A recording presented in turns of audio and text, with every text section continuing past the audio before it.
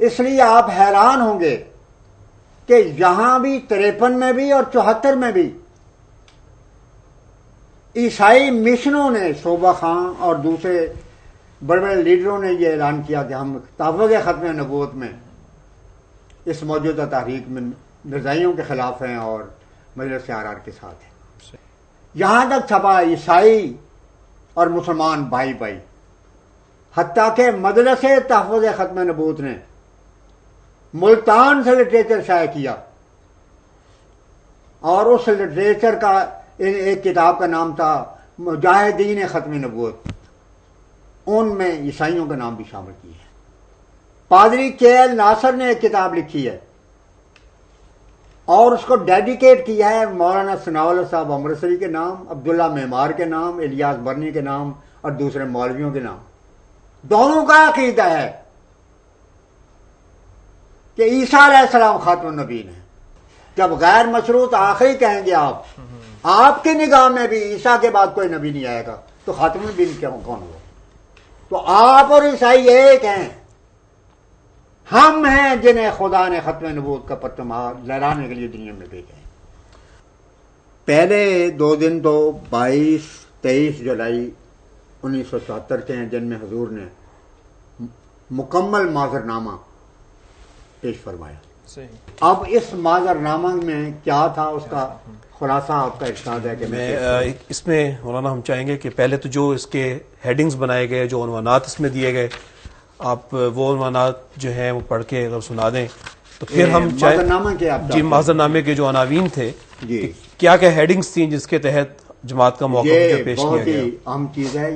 پہلا عنوان تو تھا ایوان کی حالیہ قراردادوں پر ایک نظر۔ ٹھیک جی، ہم لوگ رات کو ایک دفعہ گئے تو معذرنامہ مکمل ہو چکا تھا، تو حضور نے فرمایا کہ حضرت مسیح موعود علیہ السلام کے ارشادات جو خدا تعالیٰ کے متعلق اور قرآن کے متعلق اور محمد عربی صلی اللہ علیہ وسلم کے متعلق ہیں، وہ ضرور اس میں شامل کیے جانے چاہیے۔ تو اس وقت فوری طور پر حضرت خلیفۃ المسیح رابع نے راتوں رات یہ صورت کی کہ حضرت سید میر داؤد احمد صاحب کی کتاب مرزا غلام قادیانی، ان میں جو عنوانات تھے اس کے تحت ان میں سے حوالے فوٹو کاپی کر کے تو وہ ان کو فوری طور پر معذرنامے میں شامل کیا گیا۔ جی، تو اگر آپ ان اگلا عنوان ہے شان خاتم الانبیاء صلی اللہ علیہ وسلم بانی سلسلہ احمدیہ کی نگاہ میں۔ جی، جیسے میں نے عرض کیا ہے کہ یہ ساری کاپیاں ممبران اسمبلی کو دی گئی، سینٹ کے ممبروں کو دی گئی۔ اچھا، ایک عنوان مستقل تھا آیت خاتم النبی کی تفسیر۔ جی، انکار جہاد کے الزام کی حقیقت۔ ٹھیک، پھر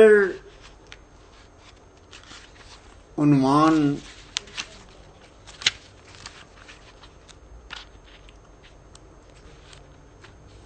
بعض دیگر الزامات کا جائزہ۔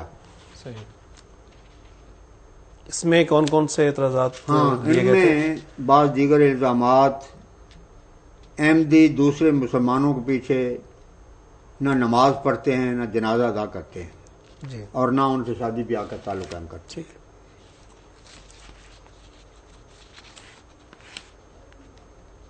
اس کے بعد یعنی یہ اہم ترین پہلو یہی تھے۔ جی، اور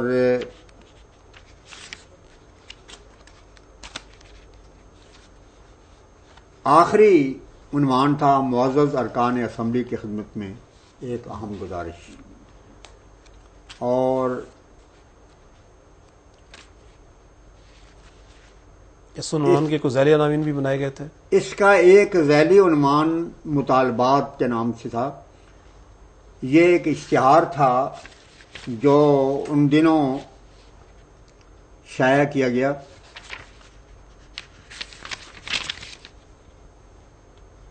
کراچی سے، اور ماہنامہ طلوع اسلام نے اس کو شائع کیا۔ یہ اشتہار دراصل اس زمانے کا نہیں بلکہ 1953 کا ہے۔ جی، اور اس کا عنوان یہ تھا، اور یہ کراچی کے میں سمجھتا ہوں گلی گلی میں لگایا گیا تھا. اس کا عنوان تھا مطالبات فرقہ دیوبندیہ کو علیحدہ اقلیت کی فرقہ تسلیم کیا جائے. اور اس کے علاوہ خلافت راستہ کانفرنس جو اہل سنت والجماعت نے ملتان میں کی تھی، اس میں یہ مطالبہ کیا گیا کہ شیعہ مسلمانوں سے الگ ہیں، ان کا نصاب علیحدہ کیا جائے، ان کے اوقاف علیحدہ کیے جائیں، اور ان کو مسلمان تسلیم نہ کیا جائے، اور کلیدی اسامیوں سے ان کو علیحدہ کیا جائے. اور اس کے بعد ذیلی عنوان تھا پاکستان کے مختلف فرقوں کے عقائد جو دوسرے فرقوں کے نزدیک محل نظر ہیں. ان میں بریلوی اور دیوبندی، اہل حدیث، جماعت اسلامی، چکرالوی اور پرویزی فرقہ اور شیعہ مذہب کے خیالات، ان کے عقائد مخصوص جن کی وجہ سے قتل و غارت تک نوبت پہنچی، تکفیر تک نوبت پہنچی، ہنگامے ہوئے. تو یہ اصل کتابوں کے حوالے اس میں پیش کیے گئے کہ اگر آپ ان ضلعوں میں پڑھیں گے تو یہ بہت بڑا فساد عظیم برپا ہو جائے گا. اور آخری عنوان تھا حضرت بانی سلسلہ احمدیہ کا پردرد انتباہ، اور پھر اختتام اس عارفانہ معذرنامے کا دعا کے مبارک الفاظ.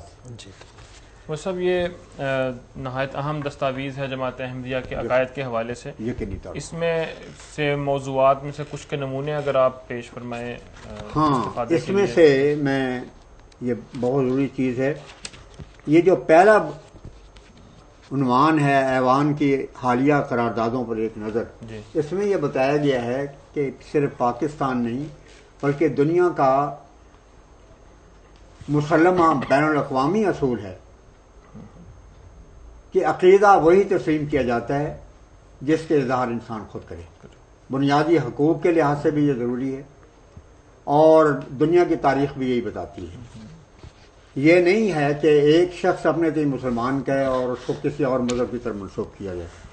نہ بنیادی انسانی حقوق کے یہ مطابق ہے، نہ پاکستان کے دستور کے مطابق ہے، کیونکہ پاکستان کے مستقل جو شقیں ہیں دستور کی، اس کی دفعات ہیں، وہ پہلے 56 کے دستور سے لے کر آج تک بنیادی حق اس میں یہ موجود ہے کہ ہر شخص کو اپنے مذہب کی اشاعت کا حق حاصل ہے. اور یہ وہ چارٹر ہے کہ جو مستقل شق کے طور پر یو کا چارٹر ہے، اور اس پر پاکستان نے دستخط کیے ہیں، اور اسلام کا واضح فیصلہ ہے کہ جو قوم کوئی عہد کرتی ہے اس کا نبھانا اس کا فرض ہے، ورنہ وہ غدار ہو. یہ وضاحت ساری اس میں معذر نامے کے پہلے یہ موجود ہے. جی. یہ وضاحت یہ ہے کہ سیاسی عقلی لحاظ سے، بین الاقوامی قوانین کے لحاظ سے، بنیادی حقوق کے اعتبار سے یہ جواز ہی نہیں ہے اس بات کا کہ اسمبلی اس بات کی طرف متوجہ ہو، خاص طور پر اس لیے بھی کہ محمد عربی صلی اللہ علیہ وسلم کے سپریم کورٹ کا فیصلہ یہ ہے کہ ستفترق هذه الامة على 73 فرقة كلها في النار الا واحدة. یہ کس کے الفاظ ہیں؟ نبی سردار، خاتم النبیین، خاتم المرسلین، خاتم المومنین، خاتم العارفین، محمد مصطفیٰ احمد مجتبی صلی اللہ علیہ وسلم کے کہ میری امت 73 فرقوں میں تقسیم ہو جائے گی، ان میں سے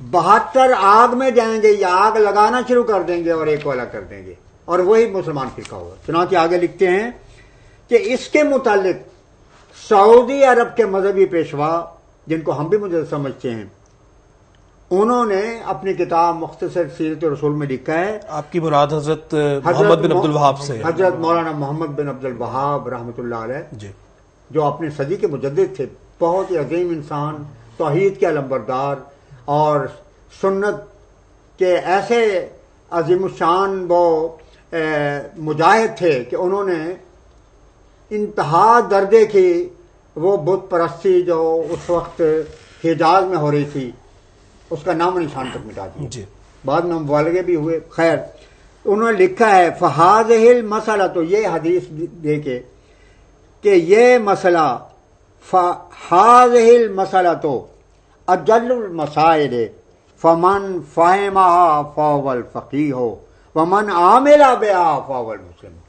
فرمایا یہ رسول اللہ کا ارشاد رہنما اصول ہے کہ آخری زمانے میں عالمی اسلام جب 73 فرقوں میں تقسیم ہو جائے گا تو ان فرقوں میں سے صرف ایک فرقہ مسلمان ہوگا اور 72 فرقے ناری فرقے ہوں گے. کہتے ہیں کہ یہ سب سے بڑا مسئلہ ہے آج جو اس کو جانتا ہے وہ فقیہ کہلانے کے مستحق ہے. کوئی مفتی نہیں کہلا سکتا جب تک کہ یہ ایمان نہ رکھے کہ 73 میں سے ایک مسلمان ہے. ومن عامل بہا فہو المسلم، اور جو اس کے مطابق عمل کرتا ہے وہی مسلمان ہے. وہ مسلمان ہی نہیں ہے جو کہ باطنوں کو مسلمان کہے اور ایک کو کافر کہے. مسلمان وہ ہے جو حضرت کے ارشاد کے مطابق باطنوں کو ناج مسلم اور غیر مسلم کہے اور ایک مسلمان. تو بہت واضح حضرت مولانا محمد بن عبد الوہاب کا جی. حضرت کی حدیث اور پھر یہ وضاحت. اور عجیب بات یہ ہے بجائے آگے چل کے اس حدیث پر مجدد اہل سنت نے مرقات شرح مشکات کے پہلی جلد میں یہ لکھا ہے. فرمایا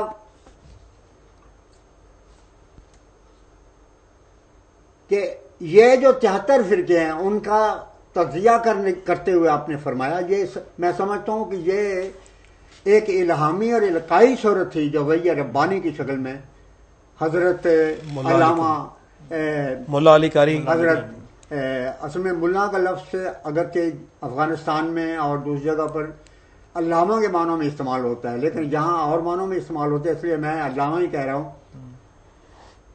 حضرت علامہ یہ بالکل ویسی بات ہے جس سے مثلا مرزائی کا لفظ ہے.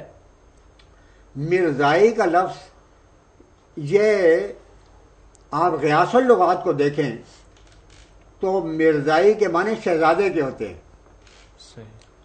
اور یہ جو کراچی سے اس کی طرف سے سائنس بورڈ کی طرف سے مفصل میرے خیال 15-20 جلدوں میں اردو مستند لغت شائع ہوئی ہے.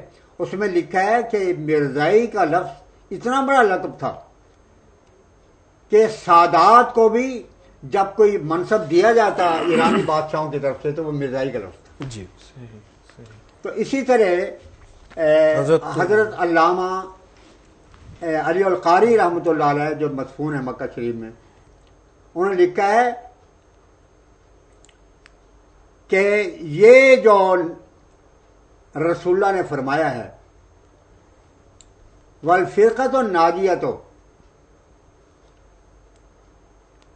حضرت نے جس کو مسلمان فرقہ اور ناجیہ قرار دیا ہے فتلک الفرقۃ الناجیۃ ہم اہل سنت البیضاء المحمدیۃ،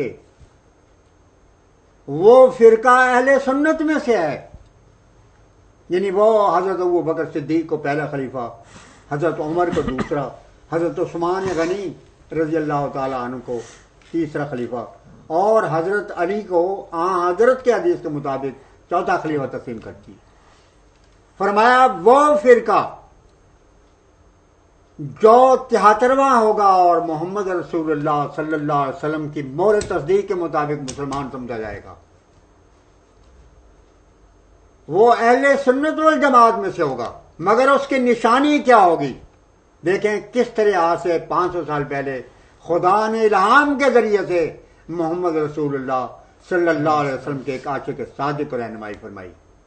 فرماتے ہیں والفرقۃ الناجیۃ ہم اہل سنت البیضاء المحمدیۃ والطریقۃ النقیۃ الاحمدیۃ. ہوگا وہ اہل سنت مگر اس کی شناخت کیا ہوگی؟ وہ احمدیہ طریقہ کے اوپر ہوگا. خدا کی تقدیر نے اس قرارداد میں احمدی کا لفظ خود لکھوا دی ہے.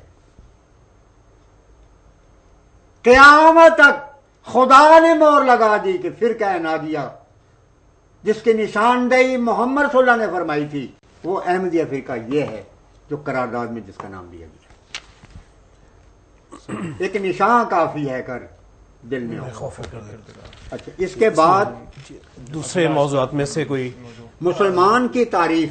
جی اس میں بتایا گیا ہے کہ یہ اس کا دوسرا باب ہے. یہ دوسرا میں جی ہر ایک کے متعلق بتاؤں گا جی جی کیونکہ یہ بنیادی چیز ہے. جی مسلمان کی تعریف کے متعلق جماعت احمدیہ کا عقیدہ یہ ہے رسول صلی اللہ علیہ وسلم کے ارشاد کے مطابق کہ جو اپنے ٹائم مسلمان کہتا ہے وہ مسلمان ہے.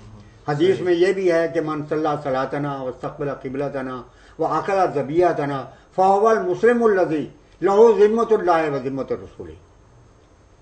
کہ جو ہمارا ذبیحہ کھا لے ہماری طرح نمازیں پڑھے حج کرے یہ فرمایا کہ یہ خدا کے دفتر میں مسلمان ہے اور کانسٹیٹیوشن میں اس کو مسلمان تسلیم کیا جانا چاہیے. اور آگے فرمایا فلا تغفر اللہ فی ذمتہ. یہ خدا کی گارنٹی ہے کہ ایسا شخص مسلمان ہے. اس واسطے تم خدا کے ارشاد کے خلاف غداری نہ کرو اور بغاوت کے راہ رسول اللہ کے خلاف اختیار نہ کرو. یہ اس پر مودودی صاحب نے آگے لکھا تھا کہ اس حدیث سے ثابت ہے کہ جو لوگ کثرت کو اپنے لیے باعث نجات سمجھتے ہیں وہ جھوٹے ہیں کیونکہ رسول اللہ کے ارشاد کے مطابق وہ فرقہ جو ناجی ہوگا وہ اقلیت میں ہوگا اکثریت میں نہیں ہوگا. اب جماعت احمدیہ کے لٹریچر میں دیکھیں دو اصطلاحیں ہیں. ایک ہے غیر مسلم ایک ہے مسلم. تیسری اصطلاح ہے غیر احمدی. حضور نے اسمبلی کے سوالوں کے جواب میں بھی اور اس میں بھی اشارتاً موجود ہے جماعت کے لٹریچر میں غیر مسلم صرف اس شخص کو کہا جاتا ہے جو اپنے تئیں مسلمان نہیں سمجھتا. جو شخص اپنے تئیں مسلمان سمجھتا ہے خواہ ہمیں مرتادی قرار دے ہم اس کو قانونی طور پر لازماً مسلمان سمجھتے ہیں. ان کے لیے کبھی ہم نے غیر مسلم کا لفظ استعمال نہیں کیا. آج بھی جو لوگ ہمیں غیر مسلم یا کافر جو مرتد واجب القتل قرار دیں ہم رسول اللہ کی حدیث کے مطابق قانون اور کانسٹیٹیوشن کے لحاظ سے ہم ان کو مسلمان تسلیم کریں گے اور یہ حکومت کا فرض ہے کہ ان کو وہ تمام سہولتیں اور حقوق بنیادی عطا کرے جو ایک مسلمان قانون کے لحاظ سے ہونی چاہیے تھی. اس سلسلے میں حضور نے جو وہاں موقع پیش کیا اور اس میں بھی جھلک ہے اس کے پیچھے ایک فلسفہ میں آپ کو بتانا چاہتا ہوں جو حضرت مسلم موعود نے بھی بیان فرمایا تھا اور اسی سے ہی دراصل یہ منعکس ہوئی ساری چیز اور بہت ہی لطیف ہے. دیکھیں حضرت نے اس میں فرمایا کہ میری امت 73 فرقوں میں تقسیم ہو جائے گی اور پھر فرمایا کہ ان میں سے 72 جہنمی ہوں گے اور ایک مسلمان ہوگا. اب اس کو غور سے دیکھیں آپ جس طرح کے وکیل اپنا کیس پیش کرتا ہے تو قانون پر بنیاد رکھتا ہے کہ ایک لفظ کے نتیجے میں بعض کا فیصلے بدل جاتے ہیں. پھانسی پر چڑھنے والا آدمی بری ہو جاتا ہے. تو محمد عربی صلی اللہ علیہ وسلم کے الفاظ معمولی نہیں ہیں. ہر لفظ قانون ہے. اس کو پڑھیں آپ. ایک طرف فرماتے ہیں کہ 73 فرقے میری امت ہے 27 تاریخ امتی یہ 73 فرقے میری امت میں شامل ہیں اور پھر فرماتے ہیں مگر ایک فرقہ مسلمان ہے ان میں سے. اس سے ثابت ہوا کہ ایک زاویہ نگاہ سے حضرت کا فیصلہ ہے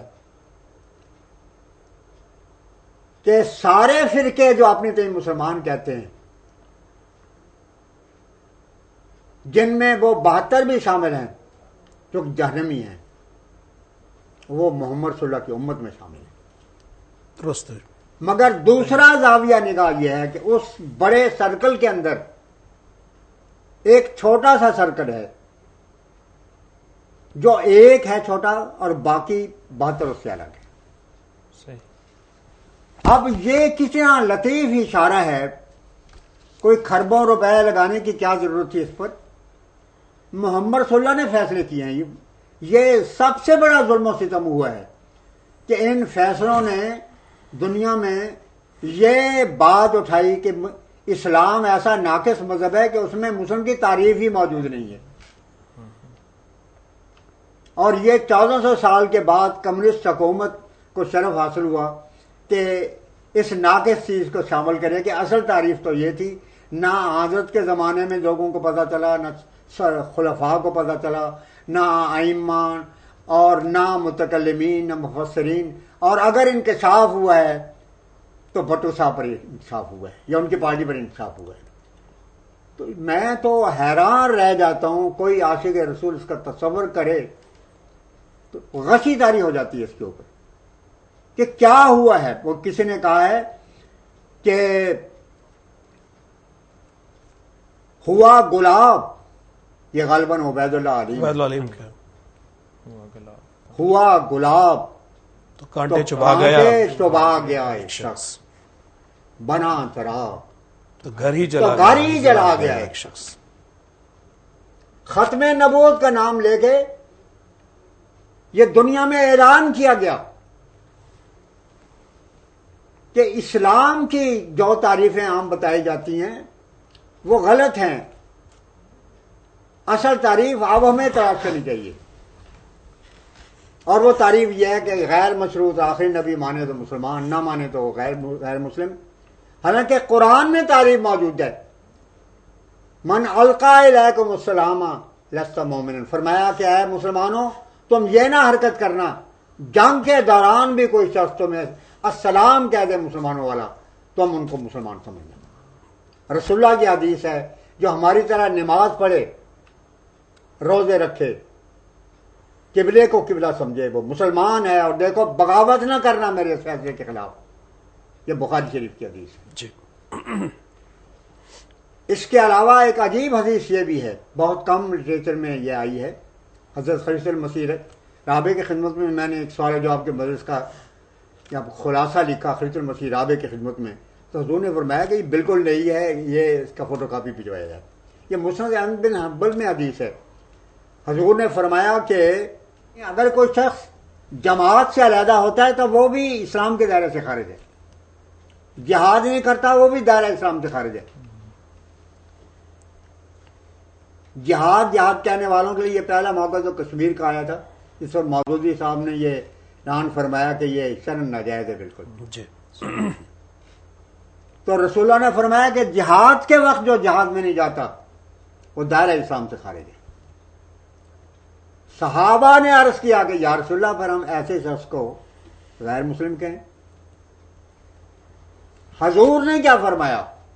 حضور نے فرمایا کہ نہیں، تم ان کو اسی نام سے یاد کرو جو خدا نے ان کو جس نام سے یاد کیا ہے، یعنی مسلمان کے نام سے. صحیح. کتنی عجیب بات ہے یہ.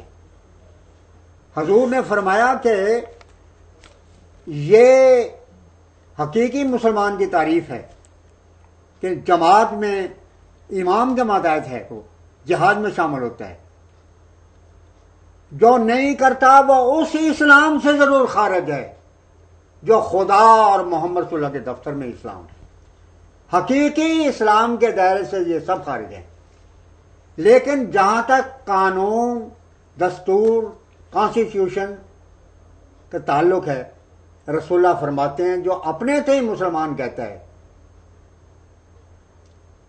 اگرچہ وہ خدا کے دفتر میں مسلمان نہیں مگر دستور مملکت میں لازمی طور پر وہ مسلمان تسلیم کیا جائے. اکبر الہبادی نے یہی بات کہی ہے کہ مسلمان تو وہ ہیں جو ہیں مسلمان علم باری میں، مسلمان تو وہ ہیں جو ہیں مسلمان علم باری میں، کروڑوں یوں تو ہیں لکھے ہوئے مردم شماری میں. تو احمدی تو یہی کہتے ہیں کہ ہمیں تو یہ چاہیے کہ دنیا کا کچھ ہمیں کہے، ہم خدا کے دفتر میں مسلمان ہوں. اور یہی مسلم موعود فرماتے ہیں عشق خدا کی میں سے بھرا جام لائے ہیں ہم مصطفیٰ کے ہاتھ پر اسلام لائے ہیں. تو ہمارے سے کوئی بات ہی نہیں. ہم کب کہتے ہیں کہ دنیا میں مسلمان سمجھتی ہے؟ حسین علیہ السلام کو کب اس زمانے کی اسمبلی نے مسلمان سمجھا تھا؟ حضرت امام بخاری پر کفر کا فتویٰ لگایا گیا. حضرت خلیفۃ المسیح ثالث کے ارشاد پر اس دور میں مجھے حضور نے ارشاد فرمایا کہ 13 صدیوں میں جو بڑے بڑے بزرگ ہیں جن پر کفر کے فتوے لگایا گیا علماء کی طرف سے، ان کی تاریخ لکھ کے یہ بھی ہم نے ایوان کو دینی ہے. تو مقربان الہی کی سرخ روئی کے عنوان سے میں نے وہ کتاب لکھی. حضور نے فرمایا کہ یہ نظارت اولیاء کی طرف سے نہیں بلکہ تم اپنے نام سے شائع کرو. حالات ہی کچھ اس قسم کے تھے. تو اس میں حضرت امام حسین سے لے کر حضرت مولانا محمد قاسم ننوتوی رحمۃ اللہ علیہ تک میں نے ثابت کیا ہے کہ کوئی اکابر امت میں سے ایسا نہیں ہے جس کو غیر مسلم نہ قرار دیا گیا اور کافر نہ سمجھا گیا. مسیح موعود فرماتے ہیں یہ کفر بھی دراصل ایک برکت ہے جو کہ خدا والوں کو ہی حاصل ہوتی ہے.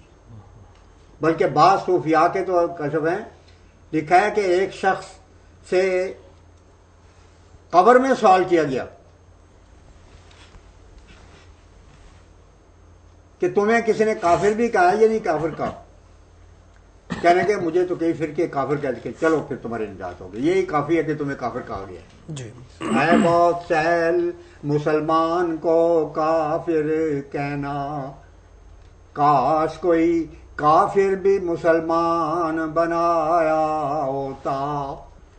وہ جو انجیل سنانے یہاں آتے ہیں ان کو قرآن وہاں جا کے سنایا ہوتا.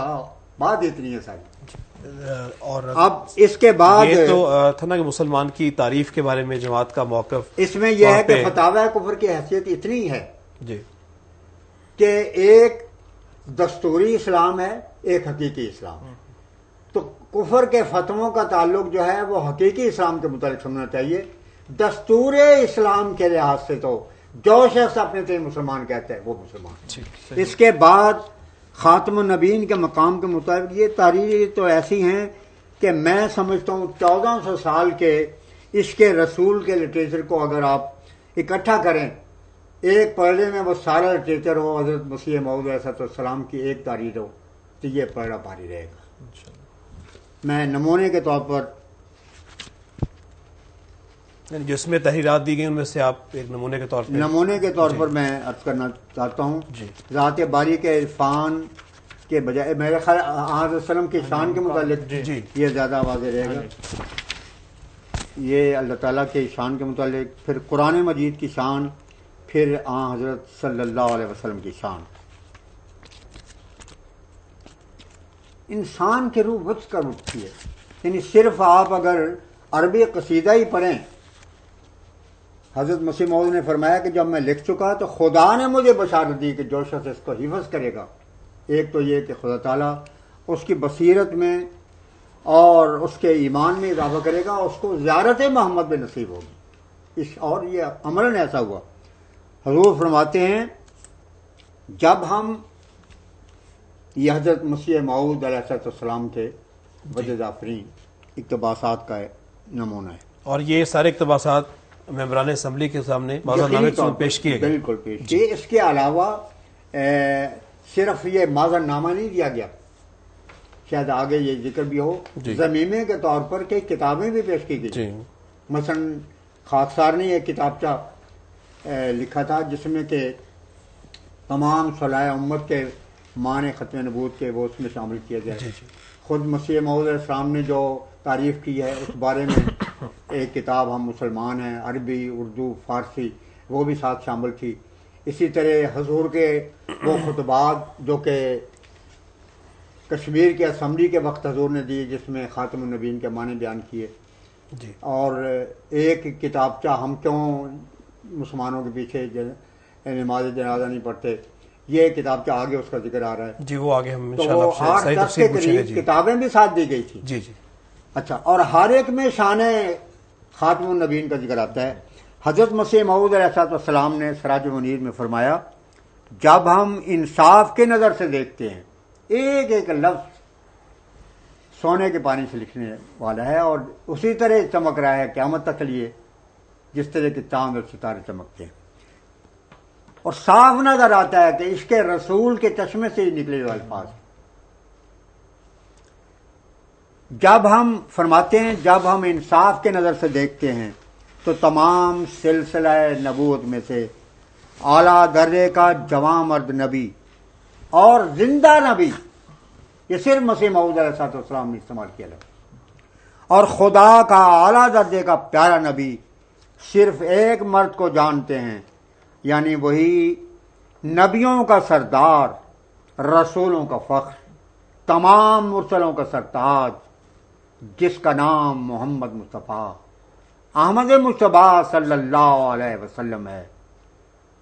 حضور نے فرمایا ہے وسلم نے کہ وہ شخص بدقسمت ہے کہ جس کے سامنے میرا نام پڑھا جائے اور وہ درود پڑھنے لیے تیار نہ ہو. اللہم صلی علی محمد وعلی آل محمد کما صلیت علی ابراہیم وعلی آل ابراہیم انک حمید مجید. فرماتے ہیں جس کا نام محمد مصطفیٰ احمد مصطفیٰ صلی اللہ علیہ وسلم ہے، جس کے زیر سایہ 10 دن چلنے سے وہ روشنی ملتی ہے جو پہلے سے ہزاروں برس تک نہیں مل سکتی تھی. یہ ختم نبوت کا عرفان جاننے والا ہی کہہ سکتا ہے، جی خشک مغلا نہیں کہہ سکتا جس نے کہ ختم نبوت کے نام پر کاروبار کے لیے اپنی دکان کھولی. پھر فرماتے ہیں یہ حقیقت وہی کا ایک اقتباس ہے، بس 2 ہی کافی ہوں گے.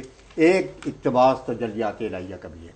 فرماتے ہیں میں ہمیشہ تعجب کی نگاہ سے دیکھتا ہوں کہ یہ عربی نبی جس کا نام محمد ہے، ہزار ہزار درود اور سلام اس پر، یہ کس عالی مرتبے کا نبی ہے.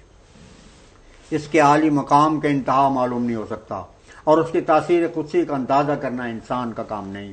افسوس کہ جیسا حق شناخت کا ہے اس کے مرتبے کو شناخت نہیں کیا گیا. وہ توحید جو دنیا سے گم ہو چکی تھی وہی ایک پہلوان ہے جو دوبارہ اس کو دنیا میں لایا. اس نے خدا سے انتہائی درجے پر محبت کی اور انتہائی درجے پر بنی نوع انسان کی ہمدردی میں اس کی جان گداز ہوئی. اس لیے خدا نے جو اس کے دل کے راز کا واقف تھا اس کو تمام انبیاء اور تمام اولین اور آخرین پر فضیلت بخشی اور اس کی مرادیں اس کی زندگی میں اس کو دیں. وہی ہے جو سر چشمہ ہر ایک فیض کا ہے، اور وہ شخص جو بغیر اقرار افاضہ اس کے کسی فضیلت کا دعویٰ کرتا ہے وہ انسان نہیں بلکہ ذریت شیطان. یہ عاشق رسول کے سوا کون ہے جو کہ یہ کلام پیش کر سکتا ہے؟ کیونکہ ہر ایک فضیلت کی کنجی اس کو دی گئی ہے اور ہر ایک معرفت کا خزانہ اس کو عطا کیا گیا ہے. جو اس کے ذریعے سے نہیں پاتا وہ محروم ازلی ہے. ہم کیا چیز ہیں اور ہماری حقیقت کیا ہے؟ ہم کافر نعمت ہوں گے اگر اس بات کا اقرار نہ کریں کہ حقیقی توحید ہم نے اس نبی کے ذریعے سے پائی ہے. زندہ خدا کی شناخت ہمیں اس کامل نبی کے ذریعے سے اور اس کے نور سے ملی، اور خدا کے مکالمات اور مخاطبات کا شرف بھی جس سے ہم اس کا چہرہ دیکھتے ہیں اسی بزرگ نبی کے ذریعے سے ہمیں میسر آیا.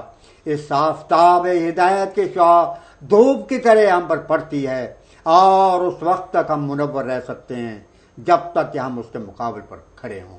مصطفیٰ پر تیرا بے حد و سلام اور رحمت، اس سے یہ نور لیا بار خدایا ہم نے. اب آخر میں ایک چھوٹا سا اقتباس ہے. فرماتے ہیں تجلیات الہیہ میں اگر میں حضرت صلی اللہ علیہ وسلم کی امت نہ ہوتا، یہ امتی نبی کے معنی بھی اس سے واضح ہوتے ہیں، اگر میں حضرت صلی اللہ علیہ وسلم کی امت نہ ہوتا اور آپ کی پیروی نہ کرتا تو اگر دنیا کے تمام پہاڑوں کے برابر میرے اعمال ہوتے تو پھر بھی میں کبھی شرف مکالمہ مخاطبہ ہرگز نہ پا سکتا، کیونکہ اب بجز محمدی نبوت کے سب نبوتیں بند ہیں، تمام نبوتیں ختم ہو گئیں، مگر محمد کی نبوت قیامت تک کے لیے جاری ہے۔ یہ عقیدہ ہے جماعت احمدیہ کا۔ اس کے بعد عنوان ہے آیت خاتم النبیین کی تفسیر۔ اس میں بتایا گیا ہے کہ خاتم النبیین کے معنی خود قرآن نے بیان کیے ہیں، اور وہ معنی اس تفصیل کے ساتھ ہیں کہ سورہ نساء میں یہاں تک بتایا گیا ہے کہ جو شخص اللہ اور اس کے رسول کی اطاعت کرے گا تو وہ ان منعمین کے ساتھ ہوگا جو نبی تھے، صدیق تھے، شہداء تھے اور صالحین تھے۔ یعنی اللہ تعالیٰ انہیں یا نبیوں میں شامل کرے گا، یا صدیقوں میں شامل کرے گا، یا شہیدوں میں شامل کرے گا، یا صالحین میں شامل کرے گا۔ تو یہ خاتم النبی، خاتم کا لفظ جو ہے اس کی تشریح قرآن نے کر دی ہے، کیونکہ خاتم النبیین کی اصطلاح تمام 1,24,000 نبیوں میں صرف محمد عربی صلی اللہ علیہ وسلم کے لیے استعمال کی گئی ہے۔ یہ خطاب عرش کے خدا نے صرف محمد صلی اللہ علیہ وسلم کو دیا ہے۔ یہ تخت آن حضرت کو حاصل ہے، اس لیے خدائی کا فرض تھا کہ وہ بتاتا کہ خاتم النبیین کے معنی کیا ہیں۔ یہ نہیں ہے کہ 14 صدیوں کے بعد دیوبند کے رہنے والے یا بھٹو صاحب اس کے معنی بیان کریں۔ القرآن یفسر بعضہ بعضا، پوری امت کا اس بات پر اتفاق، قرآن خود اپنے معنی بیان کرتا ہے۔ فرمایا اس میں اللہ یستفی من الملائکۃ رسلا ومن الناس، سورہ حج میں، کہ خدا فرشتوں میں بھی اور انسانوں میں سے بھی رسول چنتا ہے اور چنتا رہے گا۔ یہ مضارع کا صیغہ ہے، پاسٹ ٹینس نہیں ہے۔ پھر آپ دیکھیں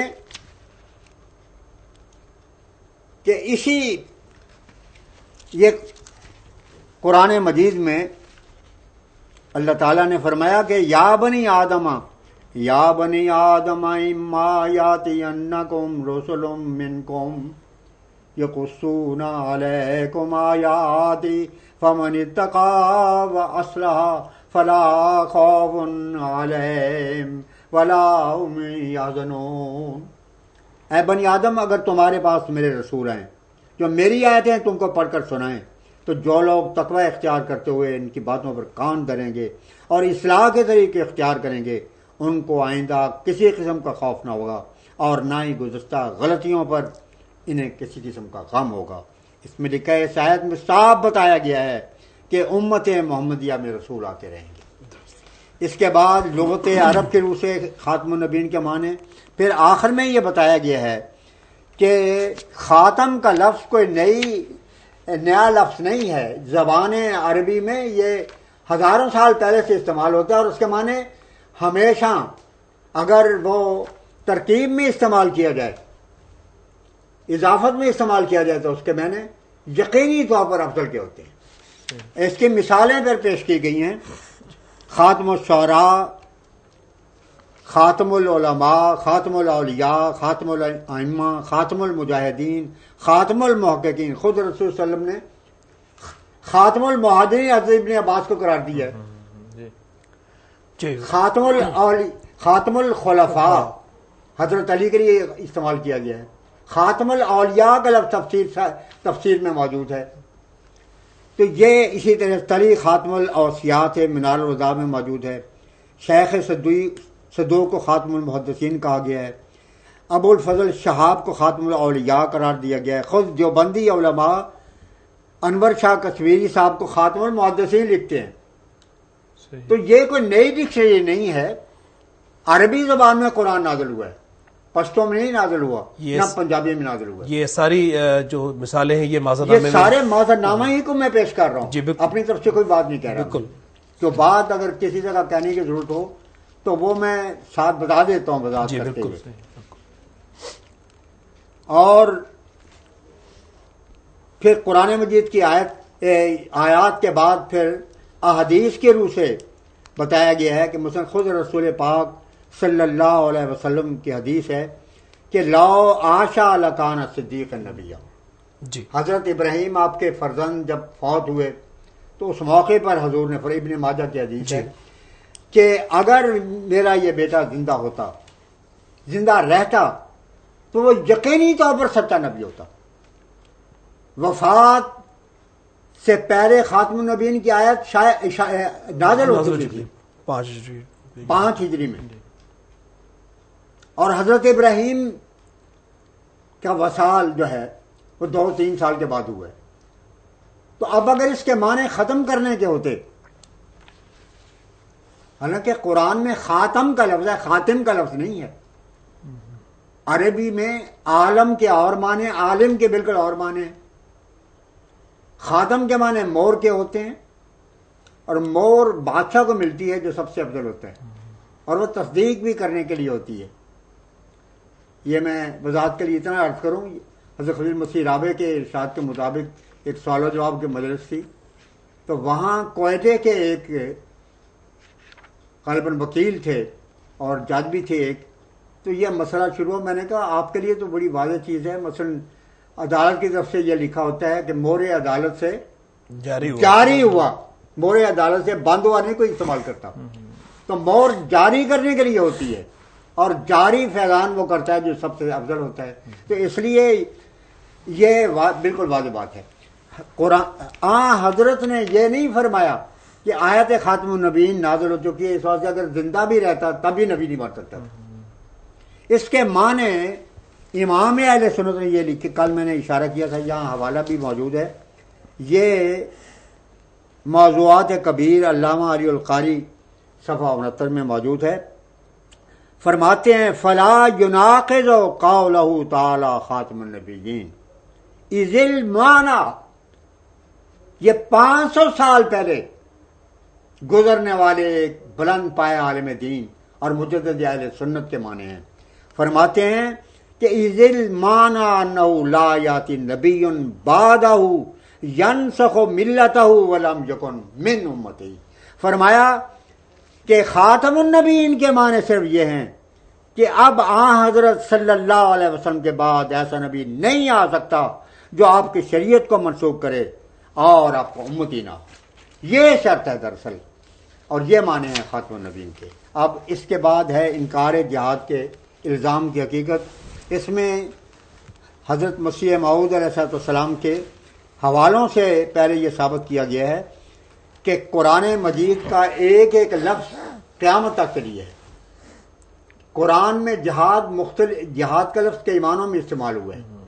قرآن کو جہاد کبیر قرار دیا گیا ہے، حدیث میں جہاد بن نفس کو بھی جہاد ہی کے زمرے شامل کیا گیا ہے، اور جب کوئی دشمن طاقت کے زور پر اسلامی حکومت کے اوپر حملہ آور ہو جائے تو پھر تلوار کا جواب، یعنی طاقت کا جواب طاقت سے دینا دفاع کے طور پر، یہ بھی جہاد ہے۔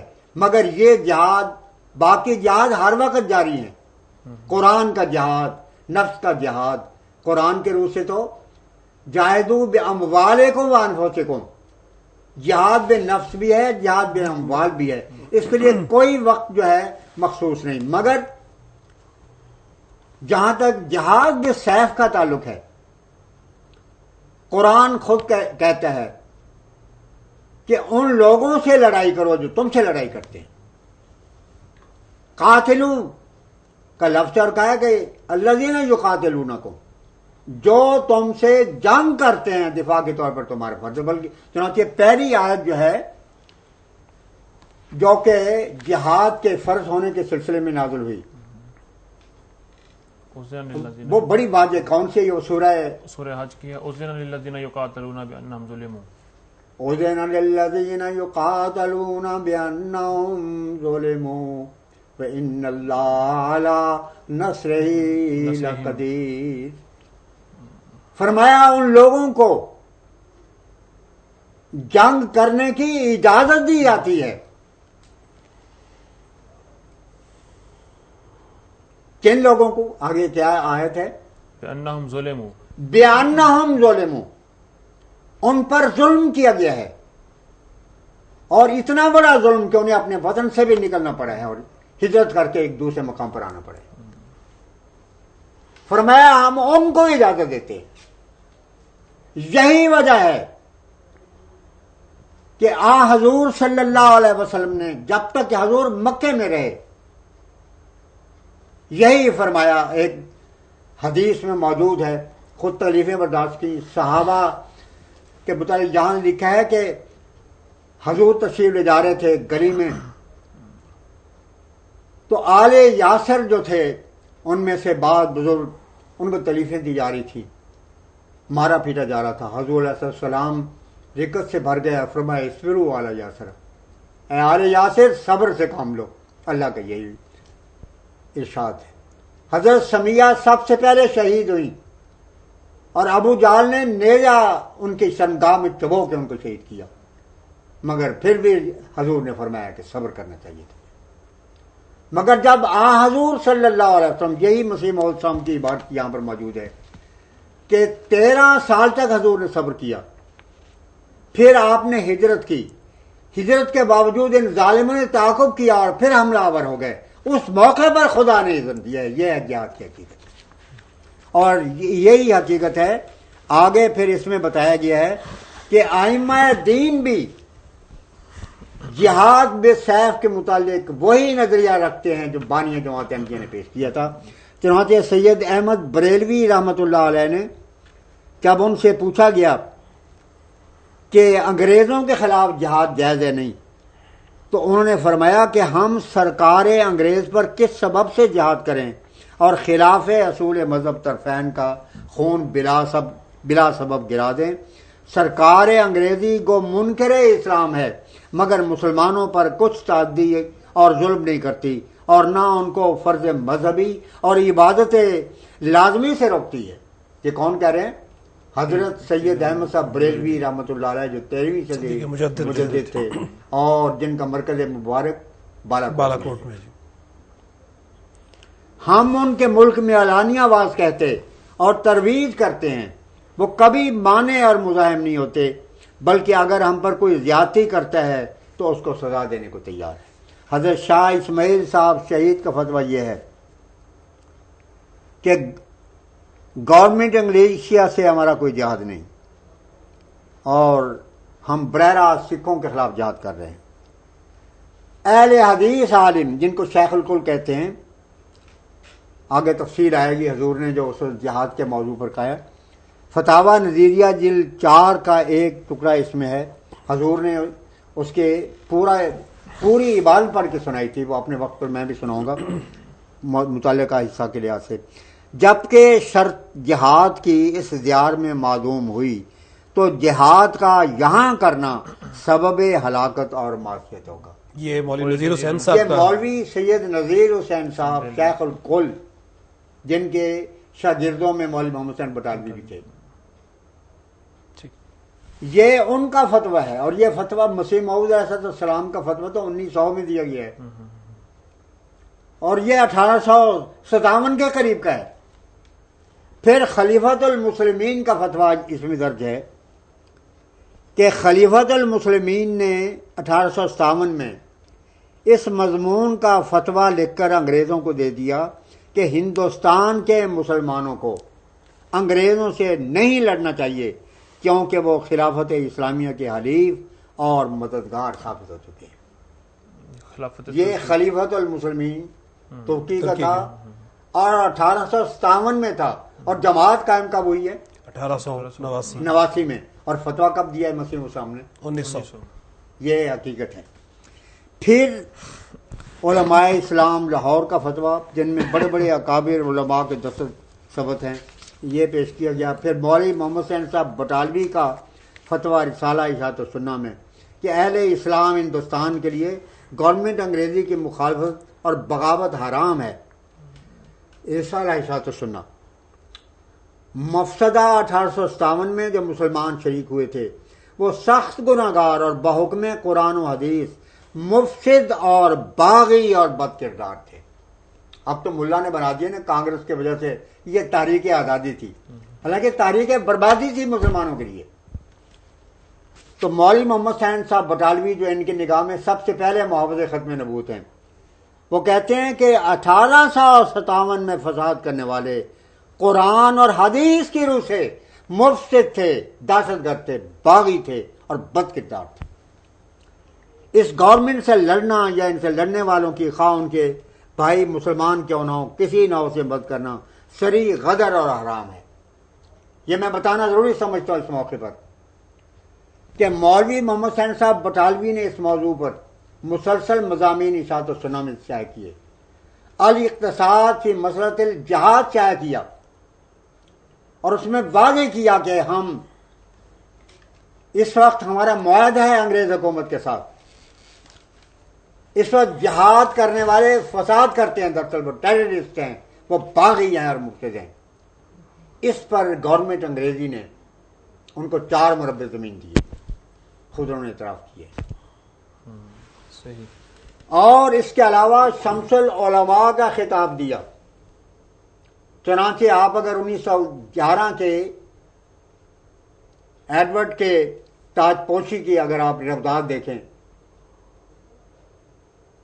اس میں لکھا ہوا موجود ہے کہ تاج پوشی کے موقع پر جن علماء کو بلایا گیا اور شرف مصافحہ بخشا گیا اور کچھ کہنے کا بھی کہا گیا، ان میں مولوی محمد حسین صاحب بھی تھے۔ انہوں نے ایک قصیدہ گورنمنٹ انگریزی اور بادشاہ کے حق میں پڑھا، اور اس کے علاوہ وہ اس مجلس میں کرسی نشینوں میں شامل رہے۔ یہ 1911 کی بات تھی۔ جماعت کا قیام 1889 میں ہوا ہے، 22 سال بعد کی بات تھی۔ کوئی احمدی تھا جو اس وقت کرسی نشینوں میں شامل ہو؟ کسی کو انگریز نے شمس العلماء کا خطاب دیا ہو؟ شبلی صاحب کا نام ہے، شمس العلماء شبلی۔ دارالعلوم دیوبند کے ناظم محمد احمد صاحب شمس العلماء کا خطاب لے کے 1911 کے تاج پوشی کے اجلاس میں موجود تھے۔ انہیں مربع ملتے ہیں مولوی محمد حسین بٹالوی کو، اور مسیح موعود کو جو جاگیر 80 دیہات کی مغلیہ حکومت، دلی کی مغلیہ حکومت نے دی تھی، غدر کے وقت وہ ساری جاگیر ضبط کر دی جاتی ہے۔ عجیب بات ہے، مسیح موعود کے خاندان کی جاگیریں ضبط کی جاتی ہیں، اور مولوی محمد حسین صاحب بٹالوی جنہوں نے مسیح موعود پر کفر کا فتویٰ لگایا ہے، انہیں جاگیروں سے نوازا جاتا ہے جی، اور شمس العلماء کا خطاب دیا جاتا ہے، اور پھر کہتے ہیں جی خود کاشتہ پودا مرزا صاحب ہیں دراصل۔ جی، اسی طرح سر سید کا فتویٰ اسباب بغاوت ہند آخر میں سب سے اہم ہے۔ اب دیکھیں 1857 میں یہ فتویٰ مکے کے فقیہوں نے دیا ہے اور کہا ہے کہ ہندوستان دارالسلام ہے، اور اس میں جو قائم شدہ انگریز کی حکومت ہے اس کی اطاعت قرآن کے روح سے فرض ہے، اور اس کے اوپر مور لگانے والے مفتی حنفی مفتی جمال الدین بن عبداللہ، مالکی مفتی مکہ معظمہ حسین ابن ابراہیم، اور مفتی مکہ معظمہ شافی احمد بن زانی کے دستخط موجود ہیں۔ شورش صاحب نے بھی اپنی کتاب میں اس کو نقل کیا ہے۔ سب سے پہلے سر سید نے اس کو اسباب بغاوت ہند کے آخر میں لکھا ہے، اس میں بنگال کے بھی مسلمانوں پر متعلق ہے، لیکن پیش یہ کیا جاتا ہے کہ گویا سارا عالم اسلام اس وقت جہاد کر رہا تھا، اور انگریز نے مرزا صاحب کو کھڑا کیا کہ جہاد کو ختم کر دیں۔ حضور جہاد ہو کہاں رہا تھا بتائیے آپ؟ جماعت احمدیہ کے قیام سے پہلے خلیفۃ المسلمین، مکے کے مفتی، ہندوستان کے چوٹی کے علماء سارے اس بات پر متفق تھے کہ قائم شدہ انگریز کی حکومت کے خلاف جہاد کرنا قرآن و حدیث کے لحاظ سے بغاوت ہے اور فساد ہے۔ حضرت مسیح موعود نے تو اتنا کیا ہے کہ رسول اللہ نے فرمایا تھا کہ وہاں پر الفاظ بخاری کے کیا ہیں، یازا الحربہ، کہ مسیح موعود لڑائی کو بند کر دیں گے۔ یہ رسول اللہ کا فرمان تھا جس کے مطابق حضور نے فرمایا کہ میں خلیفۃ المسلمین اور مکے کے مفتی اور ہندوستان کے تمام علماء کے اس فتوے کی تصدیق کرتا ہوں. بات اتنی ہے ساری. اس میں آپ نے مولانا اب بھی ایک میں حضرت بانی سلسلہ کا ایک پردرد انتباہ بھی تھا. یہ آخری الفاظ یہ تھے. حضور نے پرشوکت جو بیان دیا یہ معذر نامہ اس پر ختم ہوتا ہے. بہت ہی درد بڑا پیغام ہے. انسان آنکھوں سے لبریز ہو جاتا ہے. فرماتے ہیں دنیا مجھ کو نہیں پہچانتی لیکن وہ مجھے جانتا ہے جس نے مجھے بھیجا ہے. یہ حضرت اقدس مسیح موعود علیہ مسیح السلام کے موعود علیہ السلام کے الفاظ ہیں تحفہ گولڈویہ صفحہ 8 اور 9 میں. اور یہ حضرت خلیفۃ المسیح ثالث رحمہ اللہ تعالیٰ نے اس ثالث میں نے پڑھا. آخر میں معذر نامے کے آخر میں یہ پڑھ کے سنایا. یہ 23 جولائی کا واقعہ ہے. جی فرمایا نہایت رکت برے انداز میں. اور حق یہ ہے کہ آنسوں کی جڑیاں لگ جاتی ہیں ان کو پڑھ کے, ان کا تصور کر کے. دنیا مجھ کو نہیں پہچانتی لیکن وہ مجھے جانتا ہے جس نے مجھے بھیجا ہے. یہ ان لوگوں کی غلطی ہے اور سراسر بدقسمتی ہے کہ میری تباہی چاہتے ہیں. میں وہ درخت ہوں جس کو مالک حقیقی نے اپنے ہاتھ سے لگایا ہے. اے لوگو تم یقیناً سمجھ لو کہ میرے ساتھ وہ ہاتھ ہے جو اخیر وقت تک مجھ سے وفا کرے گا.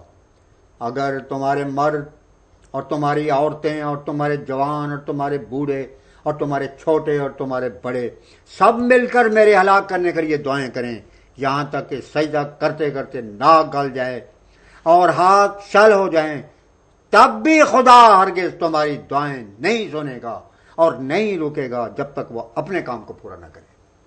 اور اگر انسانوں میں سے ایک بھی میرے ساتھ نہ ہو تو خدا کے فرشتے میرے ساتھ ہوں گے. اور اگر تم گواہی کو چھپاؤ تو قریب ہے کہ پتھر میرے لیے گواہی دیں.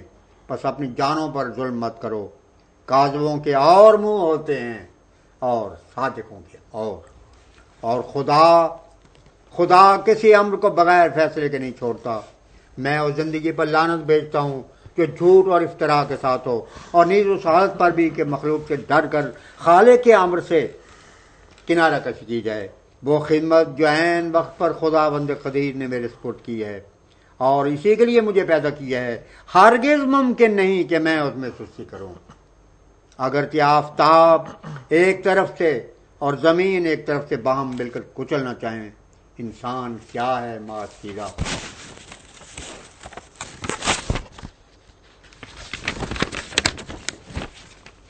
اور بشر کیا ہے ماض ایک مضغہ. پس کیوں کر میں حی و قیوم کے حکم کو ایک کیڑے یا ایک مضغے کے لیے ڈال دوں.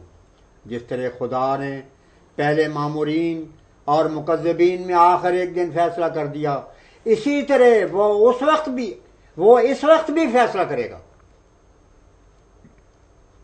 جس طرح خدا نے پہلے مامورین اور مکذبین میں آخر ایک دن فیصلہ کر دیا, اسی طرح وہ اس وقت بھی فیصلہ کرے گا. خدا فیصلہ کرے گا. خدا کے مامورین کے آنے کے لیے بھی ایک موسم ہوتے ہیں اور پھر جانے کے لیے بھی ایک موسم. پس یقیناً سمجھو کہ میں نہ بے موسم آیا ہوں اور نہ بے موسم جاؤں گا. خدا سے مت لڑو, خدا سے مت لڑو, یہ تمہارا کام نہیں کہ مجھے تباہ کر دو. تو وہ گولویہ سوات. پھر 40 نمبر 4 صفحہ 5 اور 7 میں مسیح موعود نے جو تعریف فرمایا وہ حضرت خلیفۃ المسیح ثالث کے زبان مبارک سے ملک کے دانشوروں نے سنا. فرمایا مسیح موعود علیہ السلام نے, میں نصیحتاً للہ مخالف علماء اور ان کے ہم خیال لوگوں کو کہتا ہوں کہ گالیاں دینا اور بد زبانی کرنا طریق شرافت نہیں ہے. اگر آپ لوگوں کی یہی طینت ہے تو خیر آپ کی مرضی, لیکن اگر مجھے آپ لوگ کاذب سمجھتے ہیں تو آپ کو یہ بھی تو اختیار ہے کہ مساجد میں اکٹھے ہو کر یا الگ الگ میرے پر بد دعائیں کریں اور رو رو کر میرا استحصال چاہیں. پھر اگر میں کاذب ہوں تو ضرور وہ دعائیں قبول ہو جائیں گی اور آپ لوگ ہمیشہ دعائیں کرتے بھی ہیں.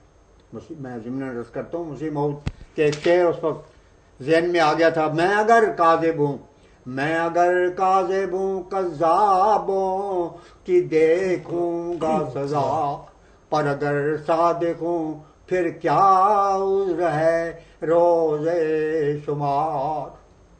تو فرمایا اگر میں کاذب ہوں گا تو ضرور وہ دعائیں قبول ہو جائیں گی، اور آپ لوگ ہمیشہ دعائیں کرتے بھی ہیں. لیکن یاد رکھیں کہ اگر آپ اس قدر دعائیں کریں کہ زبانوں میں زخم پڑ جائیں اور اس قدر رو رو کر سجدوں میں گریں کہ ناک گس جائیں اور آنسوؤں سے آنکھوں کے حلقے گل جائیں اور پلکیں جھڑ جائیں اور کثرت گریہ وزاری سے بینائی کام ہو جائے اور آخر دماغ خالی ہو کر مرگی پڑنے لگے یا مالی خولیا ہو جائے، تب بھی وہ دعائیں سنی نہیں جائیں گی، کیونکہ میں خدا سے آیا ہوں. کوئی زمین پر مر نہیں سکتا، کوئی زمین پر مر نہیں سکتا جب تک آسمان پر نہ مارا جائے. میری روح میں وہی سچائی ہے جو ابراہیم علیہ السلام کو دی گئی تھی. مجھے خدا سے ابراہیمی نسبت ہے. کوئی میرے بھید کو نہیں جانتا مگر خدا. مخالف لوگ اب سے اپنے تئیں تباہ کر رہے ہیں. میں وہ پودا نہیں ہوں کہ ان کے ہاتھ سے اکھڑ سکوں. اے خدا تو اس امت پر رحم کر. آمین.